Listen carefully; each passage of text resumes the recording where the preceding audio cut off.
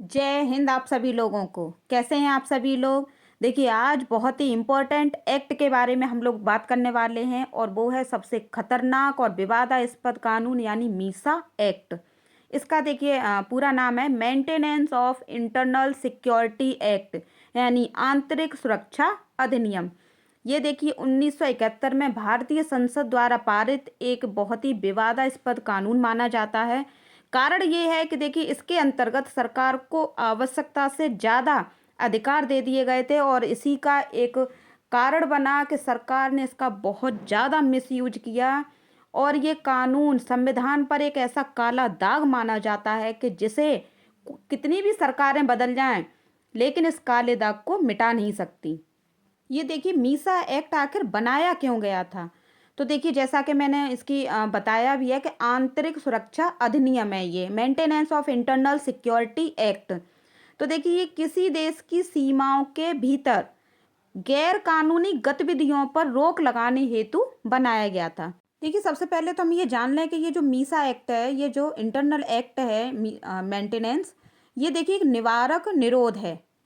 तो जब देखिए समाज या देश को किसी भी संदिग्ध व्यक्ति से या फिर जाने पहचाने व्यक्ति से किसी भी व्यक्ति से ये शंका होती है कि उस व्यक्ति से देश या समाज को खतरा उत्पन्न हो सकता है, तो ऐसी स्थिति में ये जो एक्ट है इसने सरकार को इतने अधिकार दे दिए थे कि वो उस व्यक्ति को बिना जांच पड़ताल के, बिना ट्रायल के तुरंत उसे अरेस्ट कर सकते हैं। ये एक्ट देखिए बनाया गया तो देश की सुरक्षा के लिए था, लेकिन ये कानून देश के लिए सबसे बड़ा एक काला दाग बन गया जो आज तक दोहराया जा रहा है।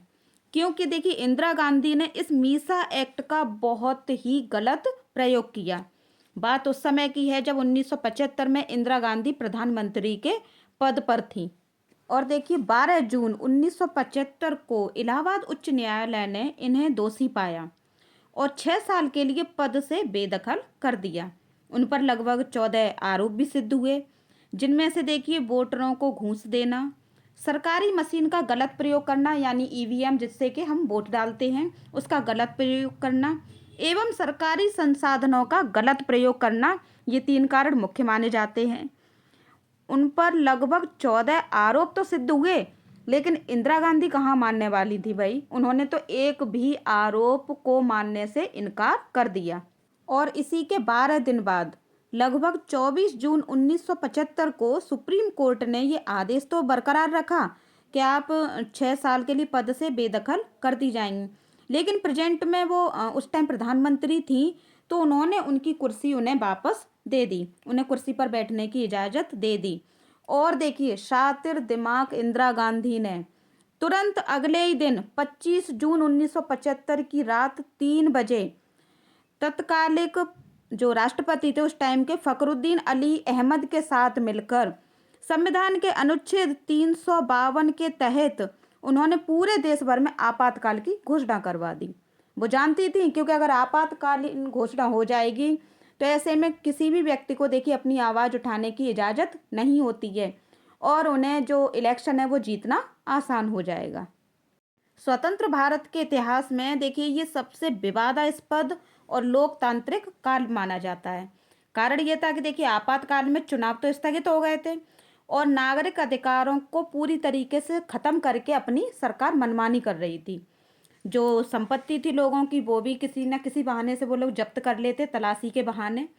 और देखिए प्रेस पर पूरी तरीके से प्रतिबंध लगा दिया गया और कहा ये शंका भी जताई जाती है कि देखिए जो इंदिरा गांधी के बेटे थे संजय गांधी, उन्होंने बड़े पैमाने पर जबरदस्ती पुरुष नसबंदी अभियान भी चलाया और जो कोई भी इसका विरोध करना चाहता या विरोध कर रहा था उन्हें मीसा एक्ट का गलत प्रयोग करके यानी उसमें फेरबदल करके तुरंत उन लोगों को जेल में डाल दिया जाता, इस नाम पर कि ये लोग देश की आंतरिक सुरक्षा को आघात पहुंचा रहे हैं।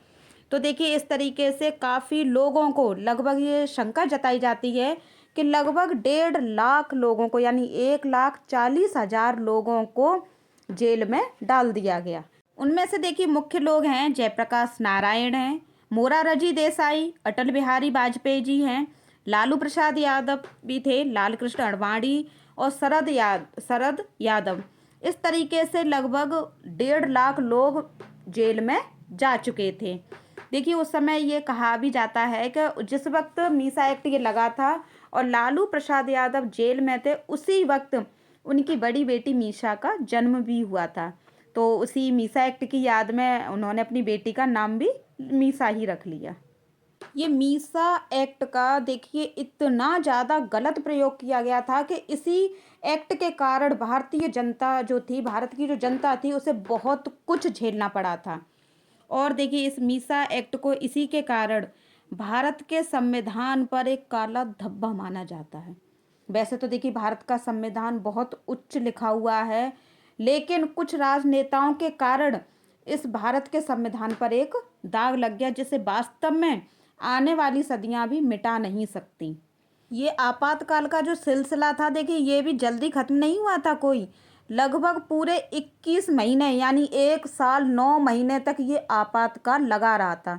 और ये भी कहा जाता है कि कुछ लोग तो जिस दिन आपातकाल लगा था और जब तक ये लगा रहा था पूरे 21 महीने तक, तब तक उन्हें जेल में ही रहना पड़ा था।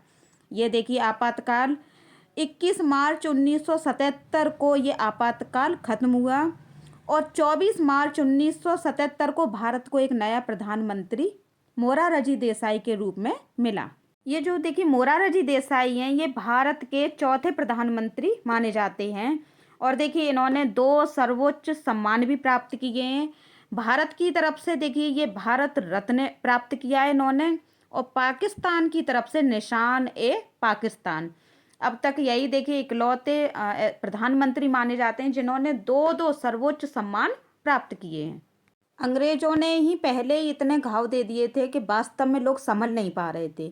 और उसी वक्त 1975 में कांग्रेस ने इस मीसा एक्ट का इतना ज़्यादा गलत प्रयोग किया कि वास्तव में लोगों को इस एक्ट के कारण इतना कुछ झेलना पड़ा कि जिसका अंदाज़ा लगाना भी मुश्किल है। आज जब हम उन लोगों से मिलते हैं या फिर बात करते हैं, तब उस वक्त की जो तकलीफ़ है उसका एक छोटा सा अंश हमें पता चल पाता है। कहते हैं ना कि जिस वक्त लोग झेलते हैं, सहन करते हैं, उस तकलीफ़ को वो ही समझ सकते हैं। और इसी कारण देखिए जयप्रकाश नारायण ने इस जो आपातकालीन जो लगा हुआ था देश में, उस वक्त की स्थिति को इतिहास की सर्वाधिक काली अवधि का नाम दिया है। ये देखिए मीसा एक्ट हमारा कंप्लीट हो चुका है। अब नेक्स्ट वीडियो में हम रासू का NSA नेशनल सिक्योरिटी एक्ट यानी राष्ट्रीय सुरक्षा कानून के बारे में बात करेंगे।